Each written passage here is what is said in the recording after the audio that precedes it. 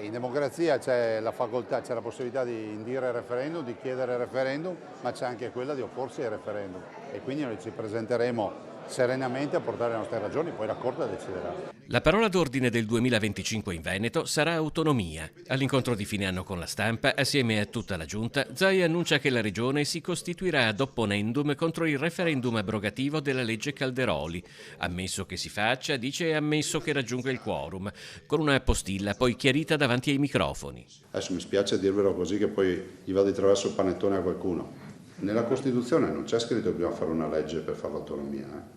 Mi fermo qui. È assodato che per fare l'autonomia non è che ci vuole una legge. La legge è stata fatta per un atto, a mio avviso, giusto, corretto, di responsabilità e di rispetto nei confronti del Parlamento, ma in Costituzione non c'è scritto che ci vuole una legge attuativa, per cui vedremo il da farsi successivamente. L'ultima sorpresa dell'anno comunque riguarderà i pedaggi della superstrada pedemontana veneta. I dettagli saranno resi noti il 30 dicembre. Zaia dà solo un'anticipazione. Premiare in maniera vigorosa tutto il traffico locale. Chi entra e esce in determinate tratte e con determinati chilometraggi.